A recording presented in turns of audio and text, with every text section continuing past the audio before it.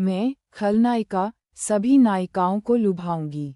C2 Verna D ओवेगे अध्याय 2 Verna D ओवेगे। इसमें कोई शक नहीं था।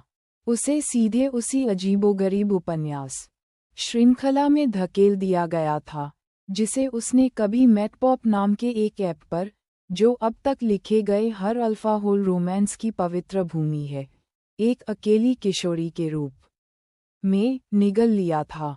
लेकिन वह इतनी आदी हो चुकी थी कि उसने अपनी बचत का उपयोग श्रृंखला की भौतिक प्रतियां खरीदने में कर दिया।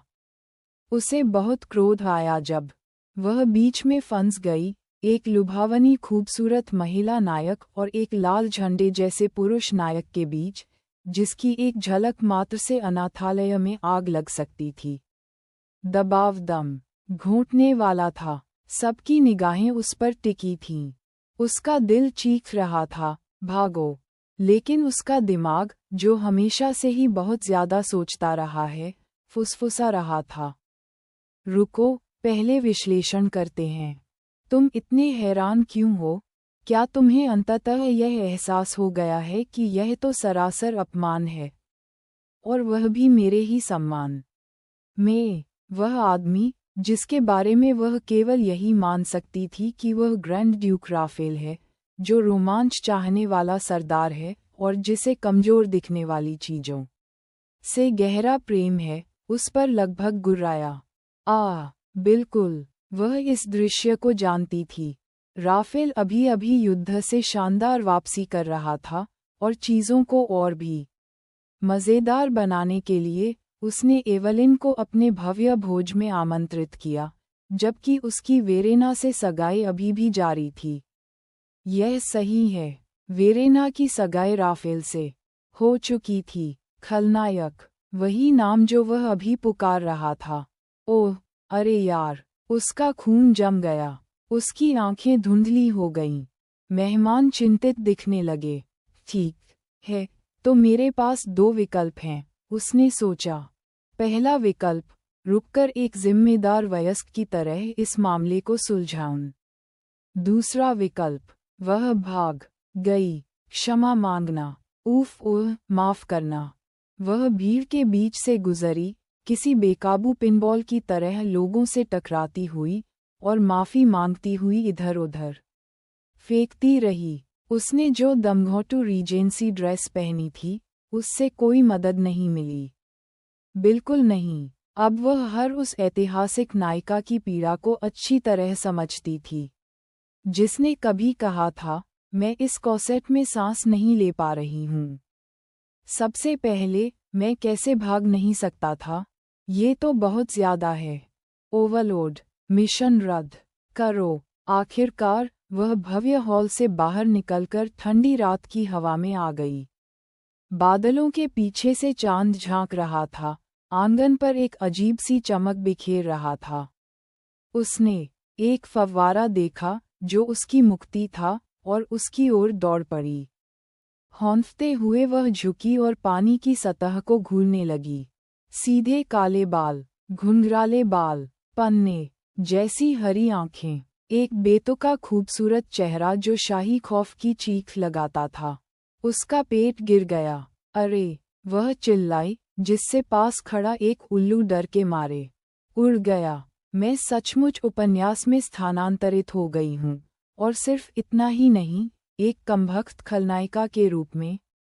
वेरेना डी ओवेगे ने संपूर्ण शर्मनाक उपन्यास श्रृंखला की अंतिम खलनायिका। ऐसा माना जाता है कि यह सिर्फ एक सहायक पात्र है, जिसकी ड्यूक के साथ सगाई पहली पुस्तक में तुरंत टूट गई थी, और बाद में ये पता चला कि प्रेम अभिशाप के कारण वह सभी घिनौने प्रेम मुठभेड़ों के पीछे का मास्टरमाइंड है। जी हाँ, एक प्रेम अभिशाप जिसने उसे किसी जुनूनी यंडेरे कठपुतली मास्टर की तरह नायिकाओं को निशाना बनाने पर मजबूर कर दिया।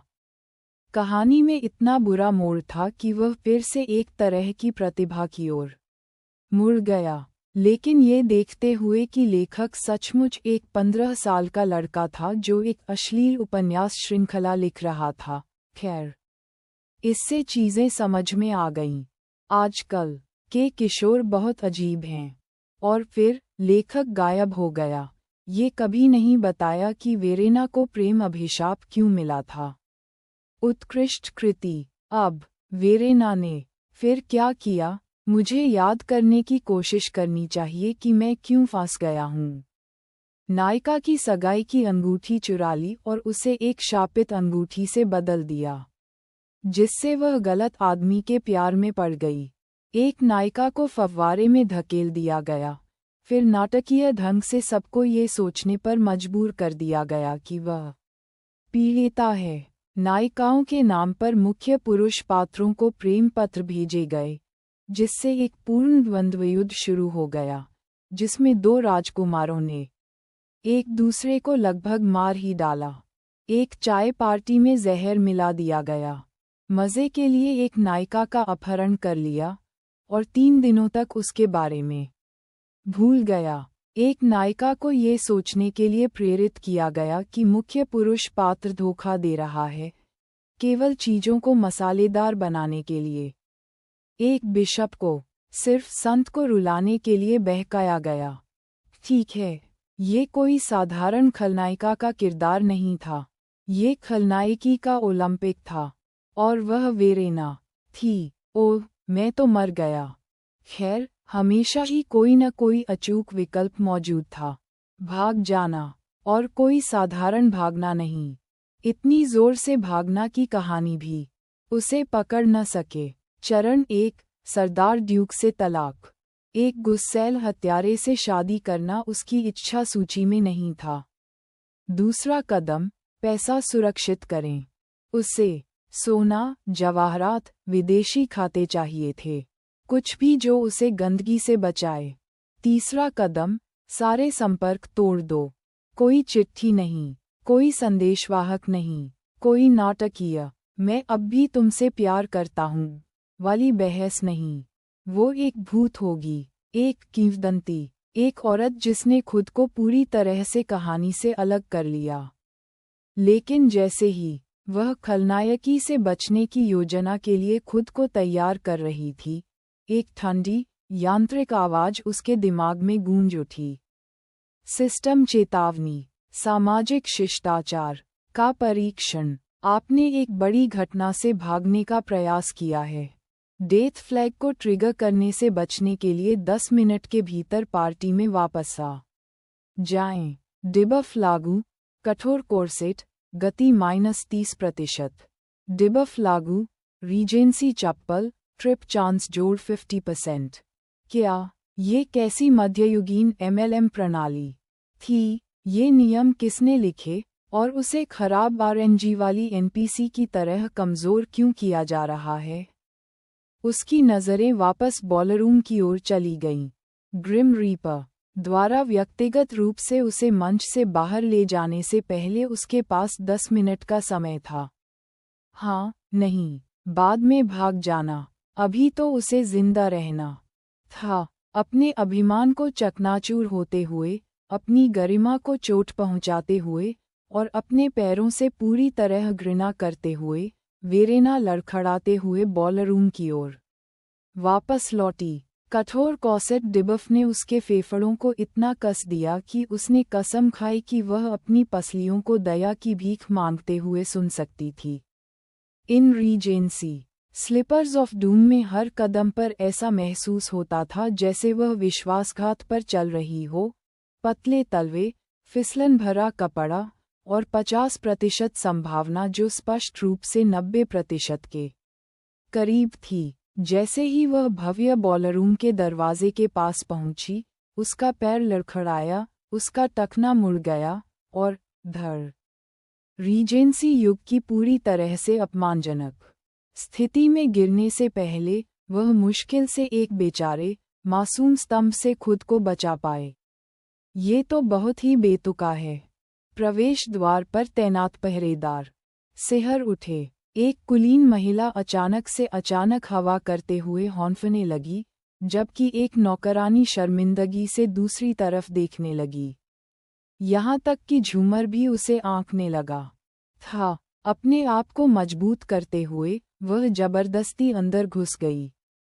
और फिर शांति। जैसे ही वह अंदर दाखिल हुई, सबकी निगाहें उस पर टिक गईं।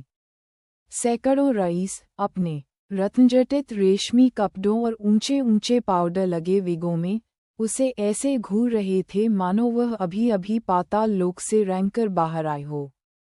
उसने एक और कदम उठाया। उसकी चप्पल पॉलिश किए हुए संगमरमर पर चरमराई।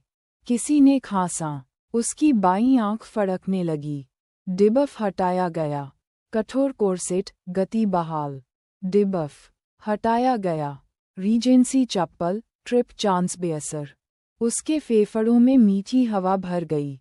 उसकी रीढ़ की हड्डी शिथिल हो गई।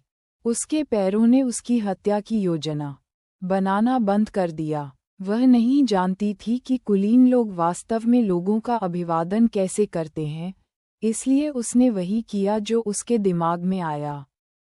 उसने सिर झुकाया, शालीनता से नहीं, शान से नहीं, बस एक कठोर, मुझे उम्मीद है कि यह सही होगा, जैसा झुकना, जिससे कुछ बड़ी कुलीन महिलाएं ऐसे चौंक गईं जैसे उन्होंने कोई संघीय अपराध कर दिया हो। राफेल ने अपना मुंह खोला, और जैसे ही उसने यह बात कही, उसे तुरंत अफसोस हुआ कि वह भाग क्यों नहीं गई। मैं समझ गया। तो अपमान के बावजूद भी मेरी पत्नी जानती है कि कैसे मेरे पास वापस आना है। उसकी आत्मा उसके शरीर को छोड़ गई। उसका चेहरा घृणा से सिकुड़ गया। उसका पूरा खून ठंडा पड़ गया। वाह, ये तो बहुत घिनौना लग रहा है। इससे पहले कि वह मौखिक रूप से जवाब दे पाती, उसके दिमाग में एक और डिंग की आवाज आए। सिस्टम चेतावनी, मिशन आरंभ, प्रेम अभिशाप से बचना। जल्द ही एक प्रेम श्राप सक्रिय होगा। इसे रोकने के लिए तुरंत अपने आप को किसी लक्ष्य पर अंकित कर लें। आवश्यक कार्रवाई, लक्ष्य चुराएं। क्या? नॉवेल बिन लाइट नॉवेल, वेब नॉवेल, कोरियाई नॉवेल और चीनी नॉवेल मुफ्त में ऑनलाइन पढ़ें। आपको सैकड़ों अंग्रेजी अनुवादित लाइट नॉवेल, वेब नॉवेल, कोरियाई नॉवेल और चीनी नॉवेल मिलेंगे, जिन्हें रोज़ाना अपडेट किया जाता है। ऑनलाइन उपन्यास पढ़ें, ऑनलाइन लाइट नॉवेल पढ़ें, मुफ्त में ऑनलाइन पढ़ें, मुफ्त लाइट नॉवेल ऑनलाइन। संपर्क टॉस।